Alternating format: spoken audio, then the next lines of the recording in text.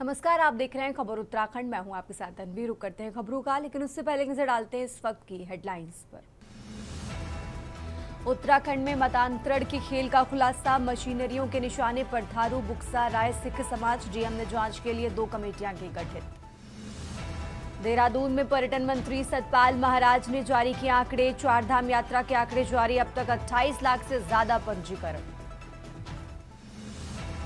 दून अस्पताल की इमरजेंसी में तोड़फोड़, पंजीकरण काउंटर पर पर्चा न बनाने का आरोप। तीमारदारों ने जमकर किया हंगामा। उत्तराखंड में जनगणना के लिए निर्देश जारी। सचिव ने कहा, सहयोग अनिवार्य, प्रश्नों के सही उत्तर देने की अपेक्षा।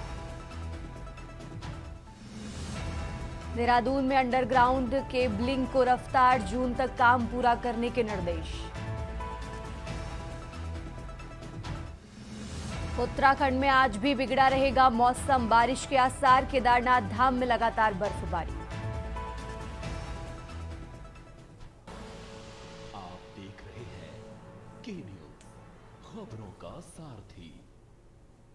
और अब रुक करते हैं खबरों का। खबर देहरादून से है, जहां चंपावत में नाबालिग से गैंगरेप मामले ने राजधानी देहरादून तक सियासी हलचल बढ़ा दी है। आरोपियों ने पूर्व भाजपा मंडल अध्यक्ष का नाम सामने आने के बाद मामला और गर्मा गया है। घटना को लेकर विपक्ष लगातार विरोध जता रहा है। वहीं दुर्गेश्वर लाल ने कहा कि अपराधी को पार्टी से जोड़कर नहीं देखा जाना चाहिए और दोषी को कड़ी से कड़ी सजा मिलनी चाहिए। उन्होंने यहां तक कहा कि आरोपी को सरेआम फांसी दी जानी चाहिए। भाजपा प्रदेश महामंत्री कुंदन परिहार ने भी घटना की निंदा करते हुए कहा कि किसी भी दोषी को बख्शा नहीं जाएगा।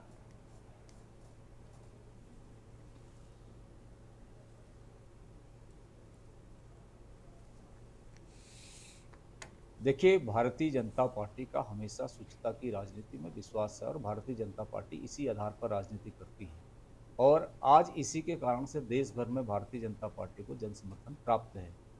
किसी भी प्रकार की संलिप्तता किसी भी व्यक्ति की, चाहे वो पार्टी का हो, चाहे पार्टी से बाहर अन्य पार्टी का हो, सरकार उसके खिलाफ सख्त निर्णय लेगी और कठोर से कठोर धाराओं में उसको निरुद्ध किया जाएगा और उसको सजा दिलाई जाएगी। हम किसी को बख्शने वाले नहीं हैं। देखिए, मैं आपसे एक अनुरोध कर रहा हूँ, इसको भारतीय जनता पार्टी से ना जोड़ा जाए।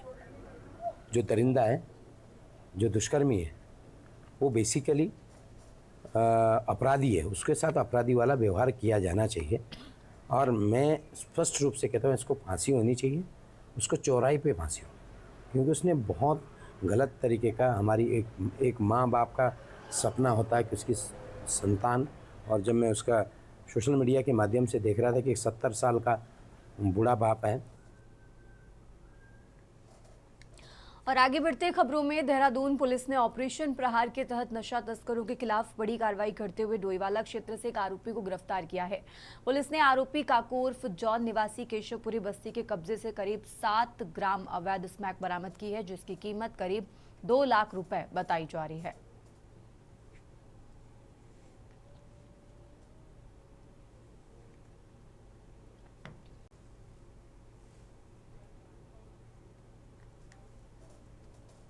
और अब खबर देहरादून से है, जहां चंपावत में नाबालिग से कथित सामूहिक दुष्कर्म मामले को लेकर उत्तराखंड क्रांति दल के पूर्व सैनिक प्रकोष्ठ ने प्रेस वार्ता कर घटना को जघन्य और शर्मनाक बताया। प्रकोष्ठ ने बताया कि एक ओर सरकार नारी बंधन और नारी शक्ति की बात करती है, वहीं दूसरी ओर प्रदेश में महिलाएं और बेटियां असुरक्षित महसूस कर रही हैं। उन्होंने कहा कि मुख्यमंत्री की कर्मस्थली माने जाने वाले क्षेत्र में ऐसी घटनाएं गंभीर सवाल खड़े करती हैं।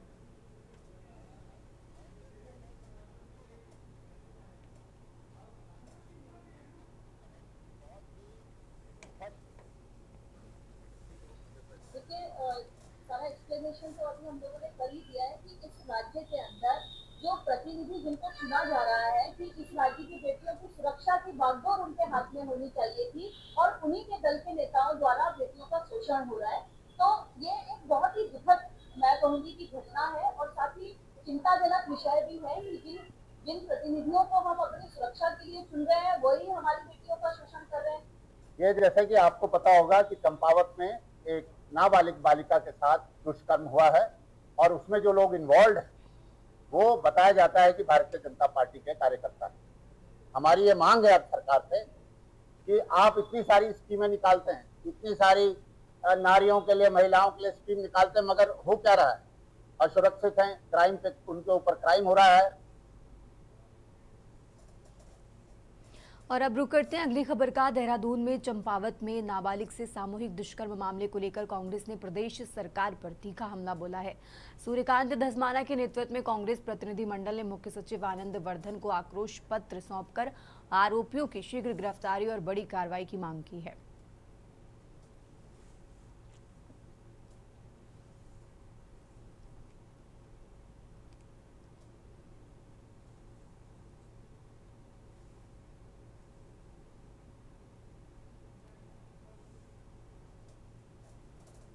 और अब खबर देहरादून से है, जहां चंपावत में 16 वर्षीय नाबालिग किशोरी से सामूहिक दुष्कर्म की वारदात को लेकर प्रदेश की सियासत गर्मा गई है।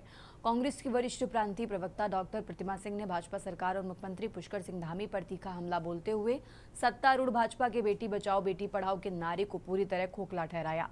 साथ ही आरोप लगाया कि प्रदेश में महिला अपराधों में लगातार वृद्धि हो रही है।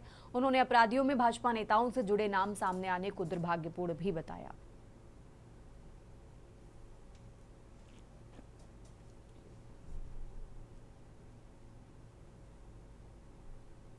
और भारतीय जनता पार्टी का जो नारा है बेटी बचाओ और बेटी पढ़ाओ, उसकी पोल खोलने का कार्य जो है चंपावत की घटना जो है कर रही है। आपने देखा कि किस तरीके से सदैव जब चाहे देश हो या प्रदेश हो, महिलाओं के प्रति अपराध, बच्चियों के प्रति अपराध बढ़ रहे हैं और उन अपराध में दोषी पाए जाने वाला व्यक्ति कहीं ना कहीं भारतीय जनता पार्टी से संबंध रखता है।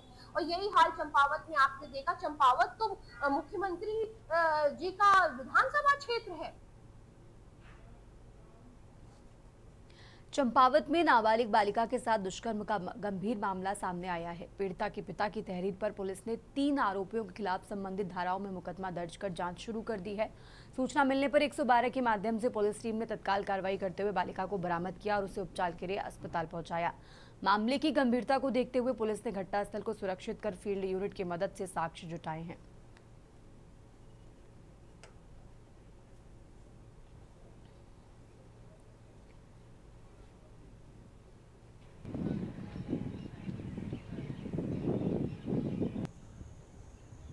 नमस्कार। आज जो मेरे बच्चे के लिए दुर्घटना घटी है, मेरे बच्चे को साजिश करके आज फंसाया गया है। अगर मेरा बच्चा दोषी है तो उसको फांसी की सजा होनी चाहिए और नहीं तो आज कमर राउत ने मेरे बच्चे को निर्दोष फंसाया है। चुनाव की रंजिश है, इसको हमने वोट नहीं दिया, शैलेश गुरु को वोट दिया। उसमें हमसे जलता था, कहता था कि तुमको गाड़ी के नीचे दबा दूंगा और तो तेरे बच्चे का करियर खत्म करूंगा, जीवन में तुमको खाने नहीं दूंगा मैं। और मेरा बच्चा 11 बजे रात में महिला संगीत से आया। 112 के माध्यम से सूचना प्राप्त हुई कि सल्ली क्षेत्र में एक लड़की जो अपने दोस्त की शादी में सम्मिलित होने गई थी वो मिस हो गई है। इस सूचना पर तत्काल कोतवाली का फोर्स रवाना हुआ मौके पर और लड़की की खोजबीन में लग गया। उसी दौरान एक दूध डेयरी के पास एक कमरे में लड़की की बरामदगी हुई।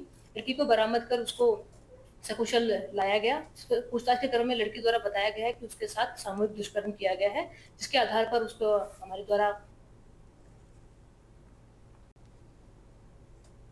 चंपावत में नाबालिग के साथ हुई जघन्य घटना के विरोध में खटीमा के मुख्य चौक पर जोरदार प्रदर्शन हुआ। यूथ कांग्रेस और महिला कांग्रेस कार्यकर्ताओं ने प्रदेश सरकार के खिलाफ नारेबाजी करते हुए मुख्यमंत्री का पुतला दहन किया। कार्यकर्ताओं ने आरोप लगाया कि प्रदेश में कानून व्यवस्था पूरी तरह चरमरा गई है और बेटियां सुरक्षित नहीं हैं। कांग्रेस नेताओं ने घटना को सरकार की नाकामी बताते हुए दोषियों पर कड़ी कार्रवाई और पीड़िता के परिवार को न्याय दिलाने की मांग की है।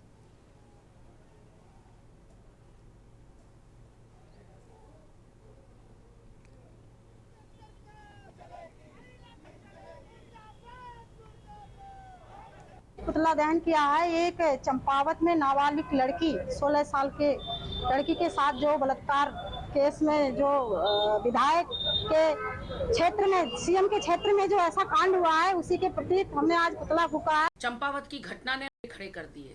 किस नाम से करे हैं हमारे मुख्यमंत्री सिंह धामी, धामी अपराधी के मन में कितने कांप रहे हैं। उत्तराखंड के अपराधी धामी के नाम से उनकी खुद विधानसभा में मासूम नाची को हवश्य बना दी 3 लोगों ने, जिसमें एक व्यक्ति भाजपा का नेता बताया जा रहा है। भारतीय जनता पार्टी की सरकार से इस प्रदेश के अंदर आई है। आप देखेंगे लगातार महिलाओं पे उत्पीड़न हो रहे हैं, महिलाओं के साथ अन्याय हो रहा है, महिलाओं के साथ बलात्कार हो रहा है। पूरे प्रदेश के अंदर महिलाएं त्राहिमाम हो रही हैं। कहीं ना कहीं आप देखेंगे चाहे अंकिता भंडारी का मामला हो और कल आप देखेंगे चंपावत में जो कि सीएम साहब का विधानसभा क्षेत्र है, वहां पर एक बेचारी बेटी का जो 16 वर्ष की कम आयु की बेटी थी उसका वहां पर 3-4 ने मिलकर उसका बलात्कार किया। हल्द्वानी में बंगाल चुनाव को लेकर सियासी बयानबाजी तेज हो गई है। बीते रोज विधायक सुमित हरदेश के बयान पर अब कांग्रेस नेता ललित जोशी ने पलटवार किया है। ललित जोशी ने कहा कि कांग्रेस का मुकाबला भाजपा से नहीं बल्कि chief election commissioner Gyanesh Kumar से था। उन्होंने चुनाव प्रक्रिया पर सवाल उठाते हुए बंगाल में लाखों वोट काटे गए और लोकतंत्र को कमजोर करने का काम किया है।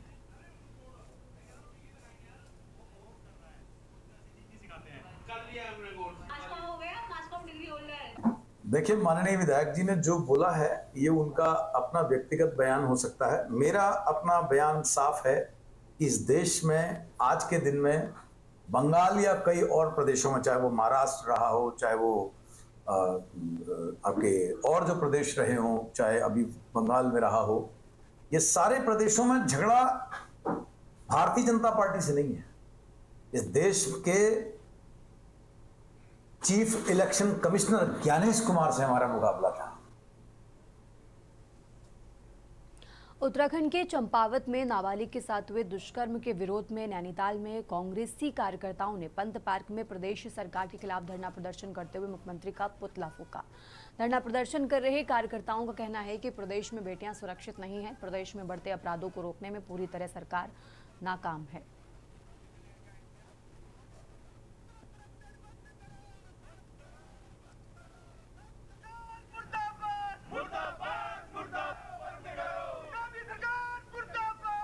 जो सीएम साहब का गृह क्षेत्र है चंपावत, उसमें एक बहुत ही दर्दनाक घटना हुई है। जो मालूम है छोटी बच्ची का बलात्कार किया गया है और उसमें संरक्षण देने वाले जिन्होंने बलात्कार किया है वो भाजपा के पूर्व मंडल उपाध्यक्ष हैं और एक पूर्व प्रधान जी हैं। उसमें हम चाहते हैं इसमें तत्काल इनमें कार्रवाई और शीघ्र इनको फास्ट कोर्ट के तहत इनमें जितनी कठिन से कठिन सजा इनको दी जाए वो देनी चाहिए। मेरी मांग ये है कि जो बलात्कारी हैं उनको पकड़ा जाए। जो चंपावत में अभी शर्मनाक घटना घटी है उसमें और सामूहिक बलात्कार हुआ है एक 16 साल की बच्ची का, और उसमें सारे भाजपा के पूर्व अध्यक्ष और जो भी हैं वही मिले हुए हैं और सारे लोग वही हैं और आए दिन बलात्कार हो रहा है, ये हो रहा है। महिलाओं के साथ बहुत ऐसी घटनाएं घटित हो रही हैं। कम से कम इन पर अंकुश लगना चाहिए, यही हमारी डिमांड है।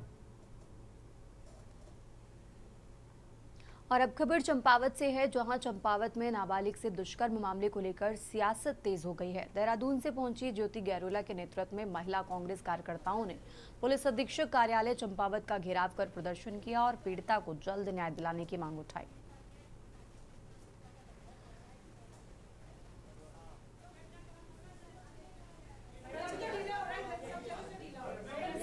ये बड़े अफसोस की बात है कि लगातार देवभूमि उत्तराखंड हम बोलते हैं इस प्रदेश को, और ये मुख्यमंत्री की जो पुष्कर धामी की सीट है और यहाँ पे ये तीसरी घटना है जहाँ पे गैंग रेप जैसी घटना और रेप जैसी घटना हुई है।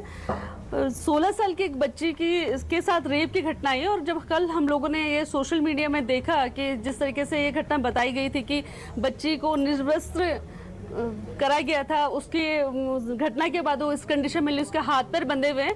अभी कुछ समय पूर्व क्षेत्र के जनप्रतिनिधि यहाँ पर आकर के उन्होंने घटना के बारे में हमारी कार्रवाई जो प्रचलित है उसके संबंध में जानकारी एकत्रित की। हमारे द्वारा उनको आश्वस्त किया गया है कि जो घटनाक्रम घटित हुआ है जिसमें अभियोग पंजीकृत की हमारे द्वारा किया जा चुका है और हमारे द्वारा उनको आश्वस्त किया गया है कि घटना का शीघ्र अनावरण किया जाएगा और निष्पक्ष रूप से इस पूरे घटनाक्रम की जाँच वर्तमान में प्रचलित है। और अब खबर अल्मोड़ा से है, जहां करोड़ों रुपए लागत से बने मुंशी हरिप्रसाद तमटा धर्मशाला का अब तक संचालन ना शुरू होने से समाज सेवियों सहित आम लोगों में नाराजगी है। लोगों का कहना है कि धर्मशाला के संचालन शुरू ना होने से जरूरतमंद यात्रियों के लिए बनकर तैयार होने के बाद भी धर्मशाला बेमकसद साबित हो रही है। सार्वजनिक उपयोग के लिए बनाए गए भवन को उपयोग में न लाने को धन का दुरुपयोग करार देते हुए लोगों ने संचालन शुरू कराने की मांग पर जोर दिया है।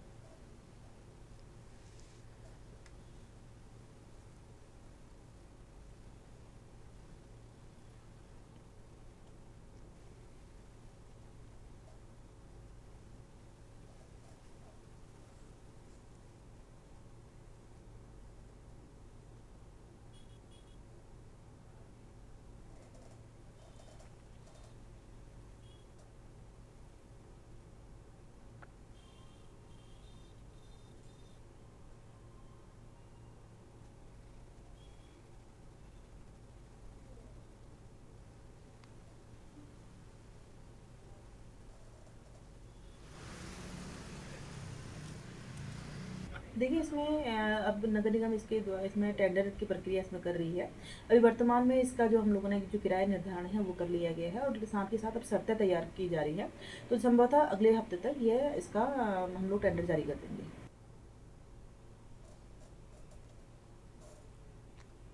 और आगे बढ़ते खबरों में हल्द्वानी के विधायक सुमेधर देश ने बंगाल चुनाव नतीजों पर प्रतिक्रिया देते हुए कहा कि ममता बनर्जी की हार उनकी अहंकार की राजनीति का परिणाम है। उन्होंने कहा कि कांग्रेस के साथ किए गए व्यवहार का असर चुनाव नतीजों में दिखाई दिया। बीजेपी की जीत पर विधायक ने कहा कि पार्टी ने बंगाल में अपना परचम लहराया है और आने वाले समय में बेहतर काम करेगी।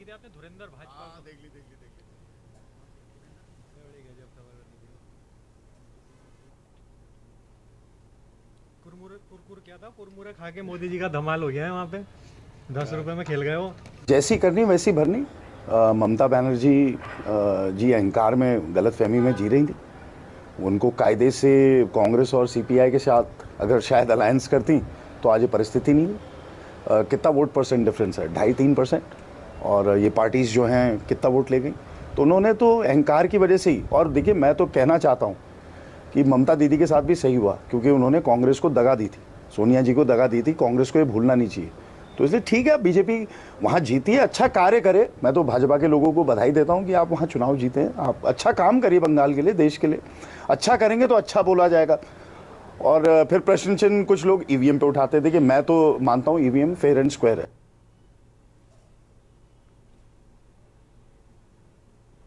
नैनीताल में सचिव एवं कुमाऊं आयुक्त दीपक रावत ने विभिन्न निर्माण और विकास कार्यों का स्थलीय निरीक्षण किया। उन्होंने सभी विभागों को गुणवत्ता के साथ तय समय सीमा में काम पूरा करने के निर्देश दिए। लोअर माल रोड में चल रहे सुधारीकरण काम के दौरान लोनिवी अभियंताओं ने बताया कि सड़क पर एंकरिंग और अन्य सुरक्षात्मक काम तेजी से जारी है। कुल 51 में से 11 माइक्रो पाइल लगाए जा चुके हैं और काम 31 जून तक पूरा करने का लक्ष्य भी रखा गया है।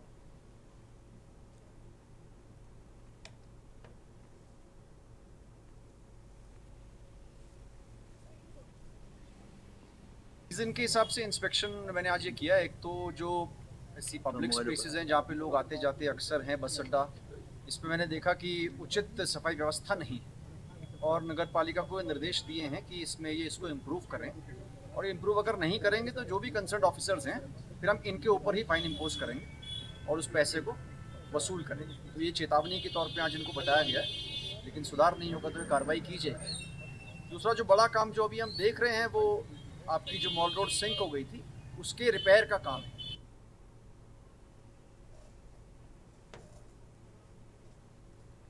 और अब खबर हल्द्वानी से है, जहां हल्द्वानी में Akhil Bharatiya state bank of India कर्मचारी संघ यानी बैनर तले देश भर में स्टेट बैंक कर्मचारियों ने 25 और 26 को 2 दिवसीय हड़ताल का ऐलान किया है। कर्मचारियों का कहना है कि लंबे समय से उनकी मांगों की अनदेखी की जा रही है, जिसके चलते अब आंदोलन का रास्ता अपनाना पड़ रहा है।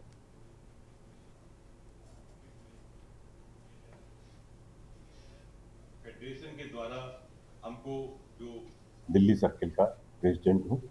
आज जो स्ट्राइक का मेन इशू है वो हमारे शीर्ष नेतृत्व और शीर्ष संगठन all India state bank of India staff federation के द्वारा दिनांक 25 मई और 26 मई को स्ट्राइक की कॉल दी गई है। हमारे अवार्ड स्टाफ की कुछ डिमांड्स जो काफ़ी लंबे समय से पेंडिंग पड़ी हुई थी, उसके संबंध में मैनेजमेंट से कई दौर की वार्ता हुई, लेकिन कोई बहुत अच्छे पॉजिटिव रिजल्ट्स हमको नहीं मिल पाए हैं।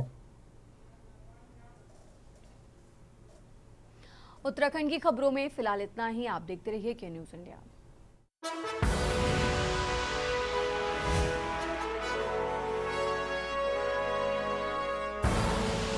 आप देख रहे हैं के न्यूज़, खबरों का सारथी।